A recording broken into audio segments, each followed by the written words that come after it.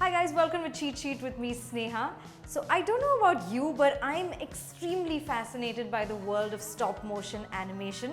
So that's what I'm going to discover on the show today with Suresh Eriyat, who runs Studio Eeksaurus.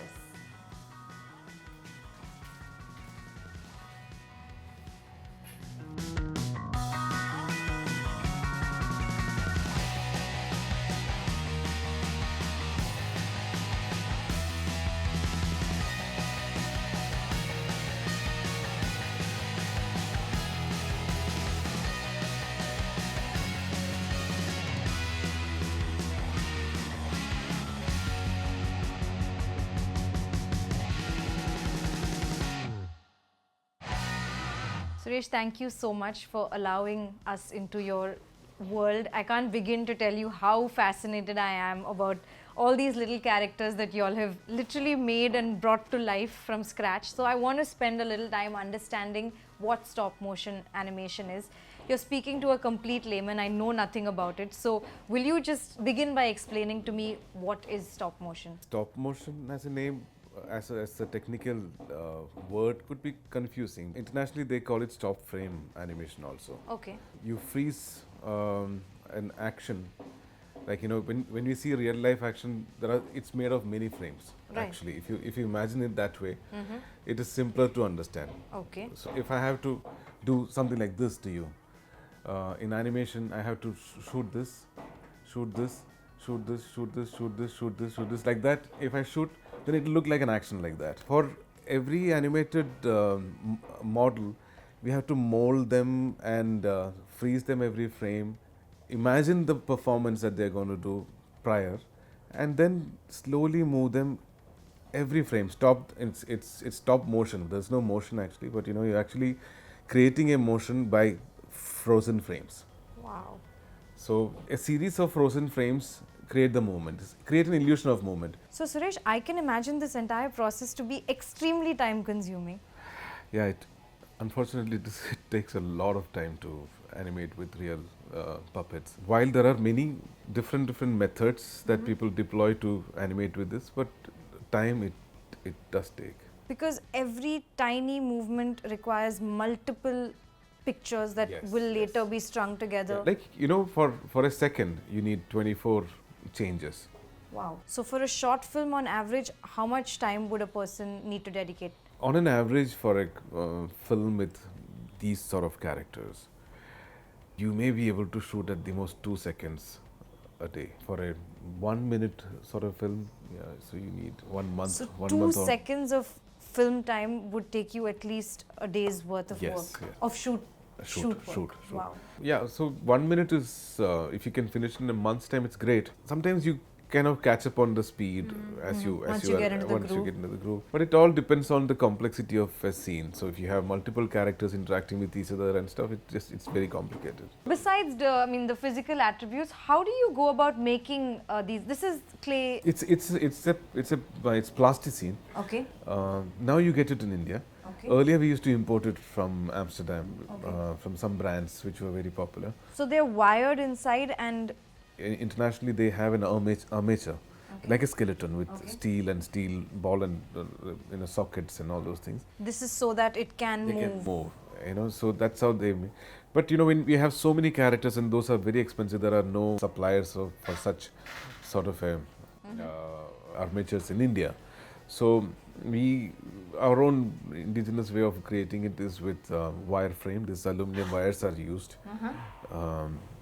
So what you see behind them is, this is the same material. Okay. So, and if you see when it doesn't have skin, but there is thermocol, sponge, foam, all these things are, because it has to be light, it cannot be too heavy. Why is that? Because to handle it, it has to also balance, and it cannot sway with the weight. So we always try and optimize the weight of these models. We always try and use lightest possible. So that's thermocol, sponge. Yeah, so foam wrapped around them, and then a very tiny layer of clay Okay. around it. It's almost like a skin layer Okay. is given. And the detailing is down to the teeth and you name it. Those are the things that kind of make the characters relatable to human in this particular case. Otherwise, you can go much simpler also. There are very cartoony animations which use very basic characters, which is minimalistic in that sense. But we went for a semi-realistic sort of a style. So even for the costume and everything, even the seams and the stitches, we have to simulate the kind of stitches that would look real on a real person. So it has to be very, very tiny in this case. So It's a wonderful world. so yes, it is a simulated miniature world. So in all respects, we try and simulate it to match with the real world, because when it is lit up, it almost looks like it's real. So basically, you feel like anything can be animated. Absolutely. Absolutely. Yeah. So I'm just going to throw a simple enough challenge, I assume, and ask you if you could maybe animate this cube. What can we do? Just to give our viewers a sneak peek. Okay, okay. So I'm going to make this guy move on its own, and he'll move from here to here to here. Maybe in between we'll give him a jump. Let's try. Wow, we're getting adventurous. Yeah, so maybe it's going to take a week, but let's see. Okay.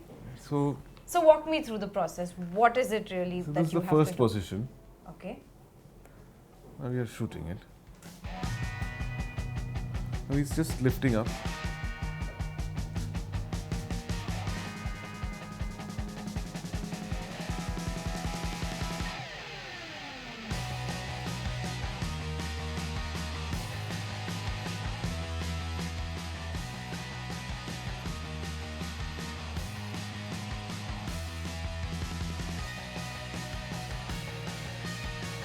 No distance.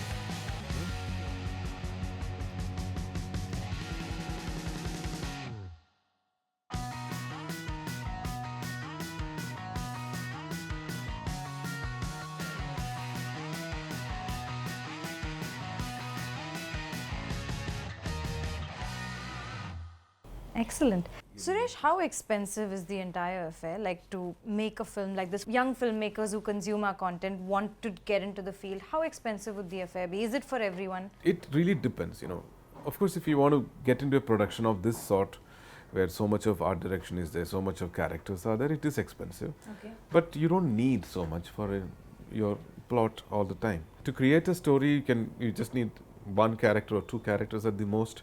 And I don't think it can turn out so expensive. More than that, in terms of production design and styling, you have like infinite possibilities of stylizing it. You can go very simplistic, you can go complex, even complex than this. So the limit is where you want to, what style fits your story. Correct.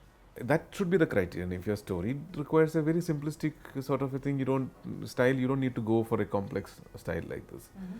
You can work, you don't need a fabric for this. You can work with a clay costume. You can just have a wrap around with clay. So there are many ways to control your costs and stuff. So give me 3 ways that you'd suggest young filmmakers who are getting into it can cut costs, for example. Are there some hacks that you have? There are multiple methods of stop motion animation. You can go with paper cutout animation. Okay. You don't need to make 3-dimensional clay models. Okay. You can work with paper models.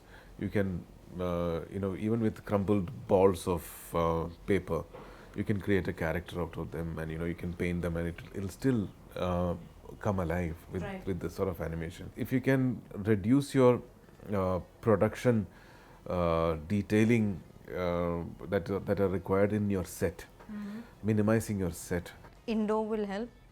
It's always indoor, right? But if your story requires... You need to simulate and create a massive set.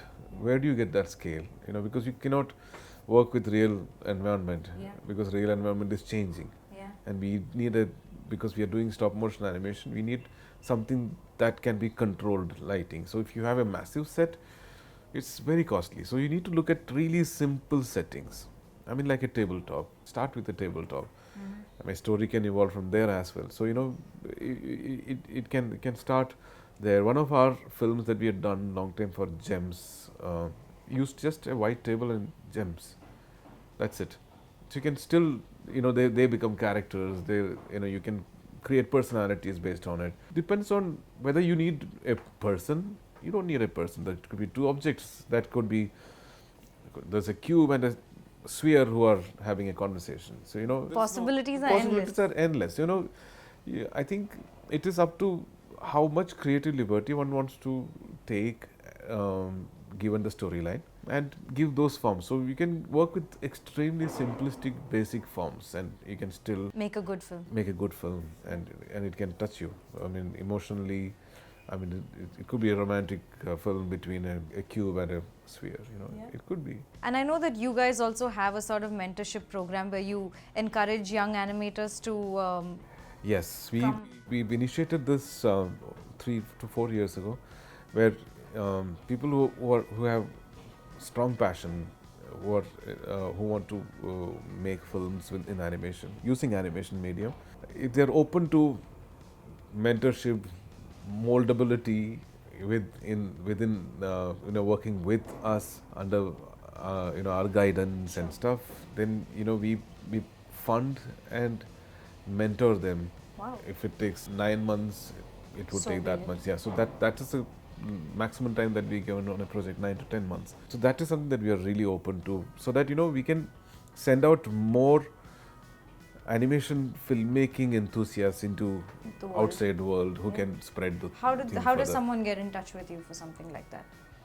You can write to me. I mean, on social media, they can write an email to me. Okay, so you Send- can expect send a a- bunch send of a- emails now. So send their portfolio work.